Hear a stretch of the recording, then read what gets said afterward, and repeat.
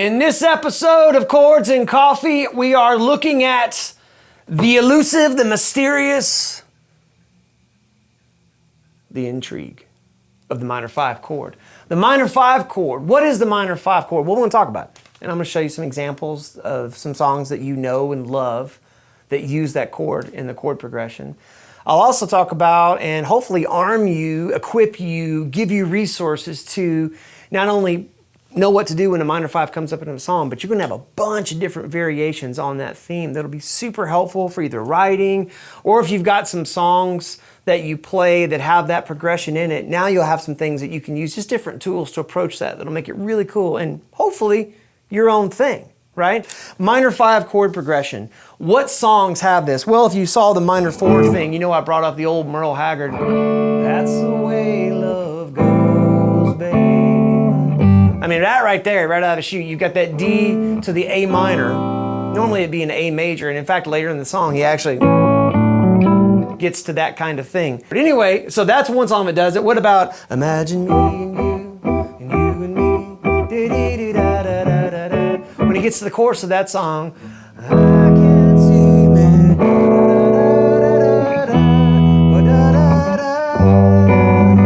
Almost missed that one. But da da da, that's E major to B minor. That's the minor 5 and it's cool, right? How about another one? How about Duran Duran, the I won't cry for yesterday. There's an ordinary world. Y'all not paying me to sing. I'm just trying to show you these chord progressions. I will learn to survive, right? There's that one. How about Foo Fighters? To save me. Another minor 5 chord. How about Sunday morning, you know. Holy, holy, holy is the Lord God Almighty, who was and is to come. That change, you know, it sounds kind of mysterious. And then also, hilariously enough, the exact same change is different key. It's a bittersweet symphony, this life. Right? Minor 5 comes up. Minor 5 is familiar, but a lot of times we don't quite recognize it. Minor 5 is that chord that, you know, if minor 4 sort of pulls on your heartstrings because of all the nostalgia with it, minor 5 is that chord that, you know, went off to college from a small hometown that you live in. You know this chord, but it came back and it was kind of mysterious. You know, invited to parties, it's always wanting to talk about dying, you know, and eats all your chips. Hey guys, you got any chips?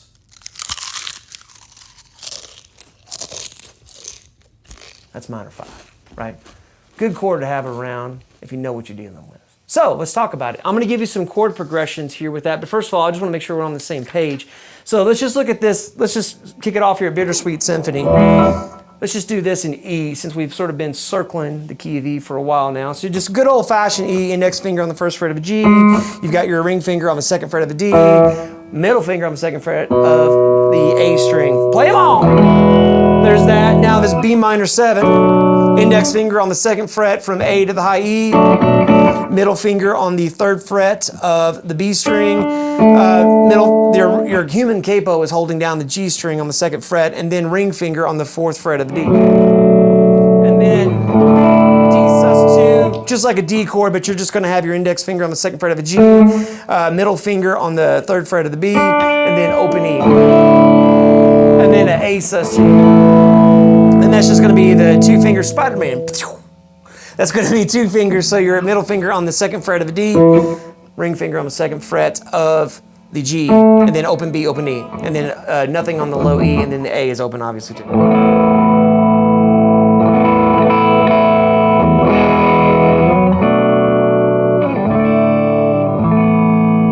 That's a cool, familiar chord progression, right?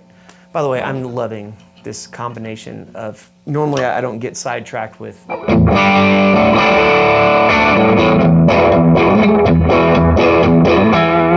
Okay, I'm done. Anyway, but that is a really cool chord progression because it has kind of a built-in melodic movement just by virtue of those chords. Let me give you one more just so you have it, okay? So let's do this E sus2. Up here, let's go index finger on the 7th fret straight across from the 7th to the high E.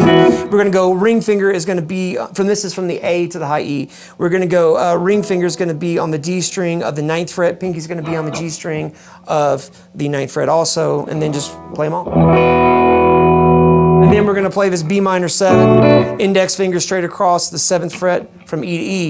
Boom, ring finger on the 9th fret of the A. Nothing to it. Let's do the exact same thing we did on the E, on the D, D sus2. Index finger across the 5th fret from A to high E, ring finger on the 7th fret of the D and the G string. And then a good old A bar chord. Leave your index finger where it is, build a little E chord underneath, which is going to be your middle finger on the G string of the 6th fret. Your ring finger is going to be on the 7th fret of the A, and then pinky on the 7th fret of the D. So that's how a minor 5 fits into that equation. Now, if you've been watching these Chords and Coffee episodes, and I hope you have, and I hope some of y'all will send me your coffee because I want to drink your coffee. I'm sure it tastes good. I think about it all the time. So, if you've been watching these, you know we've talked about this notion of grouping chords into tension and release chords, okay? So the minor 5, where does this come from? Well, it comes from the key of A, because in the key of A, you have B minor. Now, you might be thinking, well, hold up, Nate. Wouldn't this minor 5 just be the 5 chord in the natural minor sequence of chords? So if I'm in E minor, I'm going to have E minor, A minor, B minor.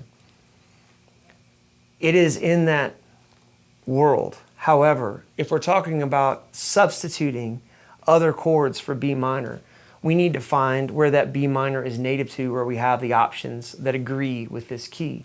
And B minor and E7 belong to A. So B minor is the 2.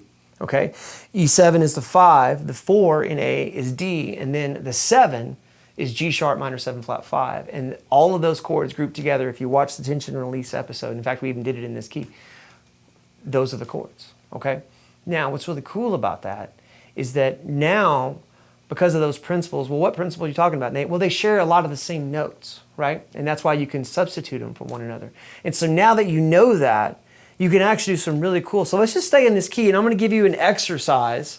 And this is going to be a really simple thing. What I'm going to do is basically we're going to go from E to some kind of minor 5 or an E7 substitution chord. And these 4 chords I just listed, the tension chords of A, are where we're getting these chords. And then we're going to go to A, because that's where they want to go. And then we'll go to A minor, right? So the first progression, let's just stay on this E sus2 here. Index finger on the 7th fret, starting from the A string all the way to the high E. And we're building that ring finger is going to be on the 9th fret of the D, pinky's going to be on the 9th fret of the G. Play them all. And then do an E9. So that's like the 5 chord of A, right? Stay with me. I know right now it's a lot of theory, but this is really good, and this is going to come up a lot, okay? So let's just do this E9 here. You've got your middle finger is going to be on the 7th fret of the A. Index finger is going to be on the 6th fret of the D. Your ring finger is going to be on the 7th fret of the G, and pinky on the 7th fret of the B. You can play that high E open. And then we're going to let's go to this A right here. So we're going to have an open A string, and we're going to have our ring finger on the 7th fret of the D, and then middle finger on the 6th fret of the G, and then play the B and the E string open. So this is just kind of a fancy pants, very easy to play A sus2.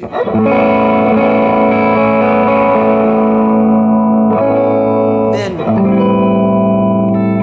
let's do an A minor this way, where we have our index finger on the 10th fret, on the D string of the 5th fret, and lay that straight across. So D, G, B, E, and then put your pinky. I like my pinky. You can use your ring finger if you want to, but hold down the 7th fret of the high E string on that B note with either one of those. So the whole thing.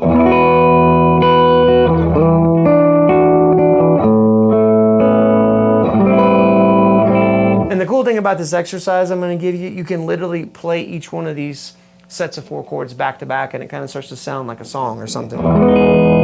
So this next one, this is going to be E major 7. And again, what we're doing here is we're getting our ear acclimated to not just the minor 5, but all the companions of the minor 5, all the substitutions of the minor 5, okay? We're just getting our ear to accept it. And when you're doing that, you're just going to play these chords over and over again. And obviously, you're going to like one set better than the other ones, and that's okay. Just know that if you find something cool to do over that set of 4 chords, the exact same activity works fantastic over the rest of these. All right, so next one, index finger. We're gonna make this E major 7. This is gonna be on the G string, the B string, and the high E string of the 4th fret.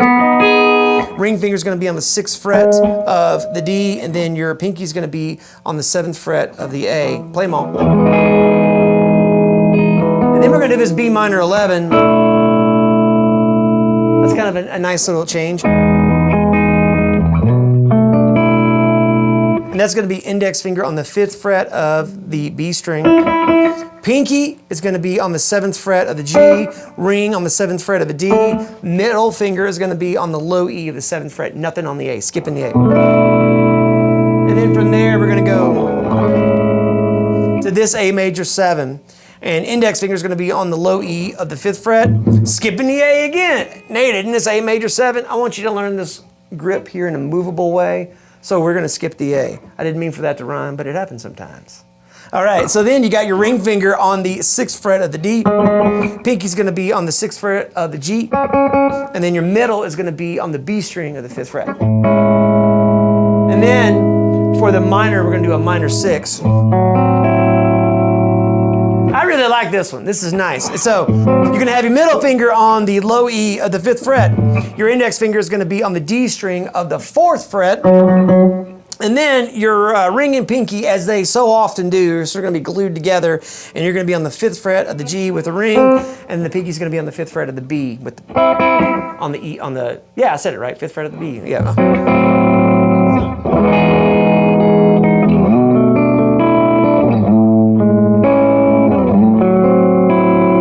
I play those back to back.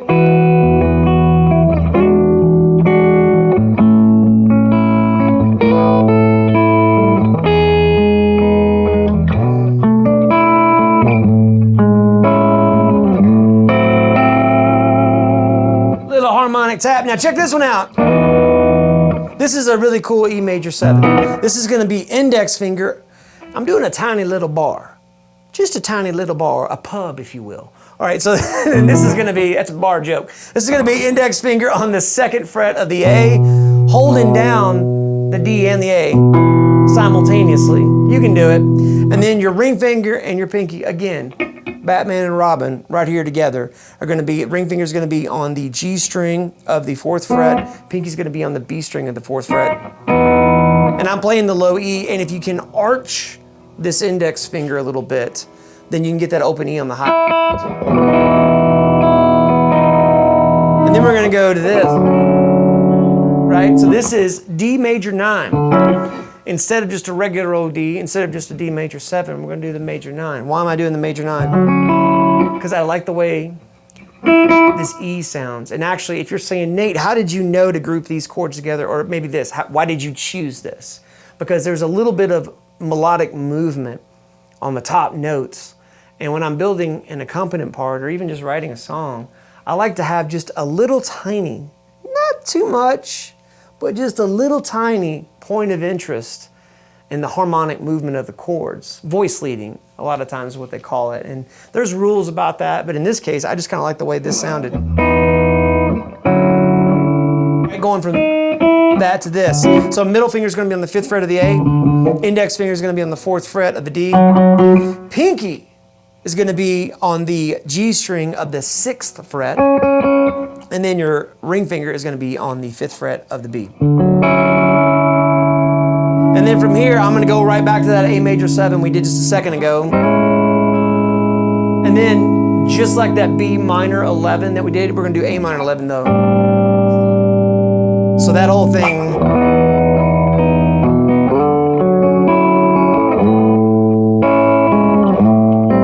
One more time.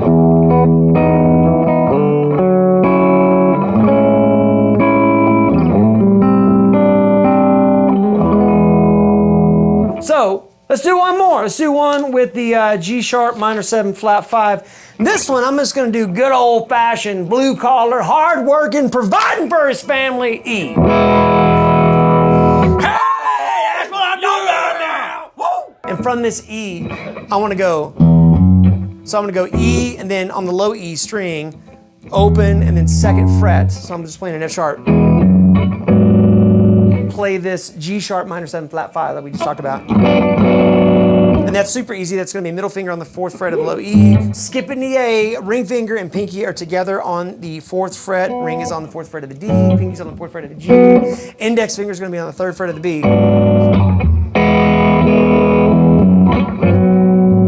Now on this A, I got it written like that, and that's a great way to play it, but as I'm sitting here showing you this, I almost feel like it should be where you basically have your index finger on the 2nd fret all the way across. So I'm covering everything, 2nd fret, and I'm going to hammer on my ring finger on the 4th fret.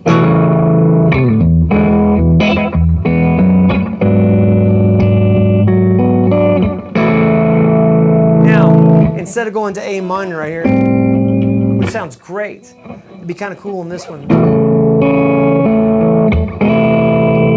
to do this C6, which is just a substitution for A minor. Pretty cool, right? So you're gonna have your middle finger on the 3rd fret of the A, and then you're gonna have your index finger is barring in a small bar on the D string and the G string of the 2nd fret, and then pinky's gonna be on the 5th fret of the B. So.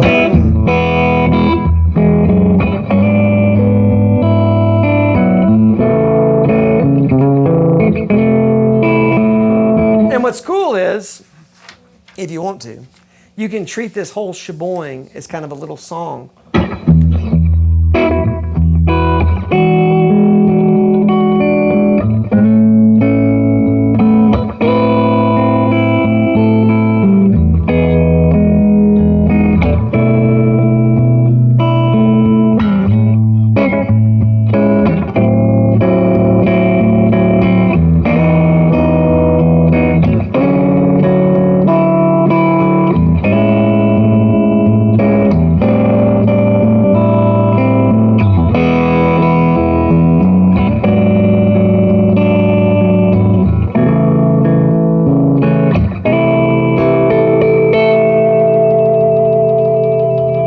So that little progression right there, that will forever and ever change the way that you look at the minor 5.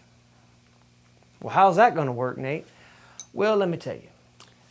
Instead of just playing, at face value, and there's nothing wrong with this, by the way, you can play at face value the chords and do a fine job and make music and create an atmosphere that all people enjoy and desire to enter into and become we instead of just me. That's great. However, sometimes you need some other colors to paint with. Sometimes you need some other spices in the cupboard. Sometimes you need another flavor of Doritos. Enter Cool Ranch, minor 5. Thank you for watching. Thank you for commenting. You know this, your comments are the fuel for the Chords and Coffee fire. The beans of your suggestions and your comments go into the brew that makes Chords and Coffee every single week, 9 a.m. Central Time. We are here for you. If you're getting something out of this, if you enjoy it, if you are entertained by it, share these videos. Hit the subscribe button. Participate in the live chat that we do every Saturday morning. We're living life the best we can with a guitar in our hand and friends. We appreciate you. We'll see you next week for another Chords and Coffee.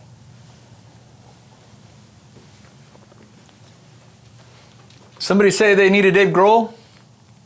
Anybody? No? Okay.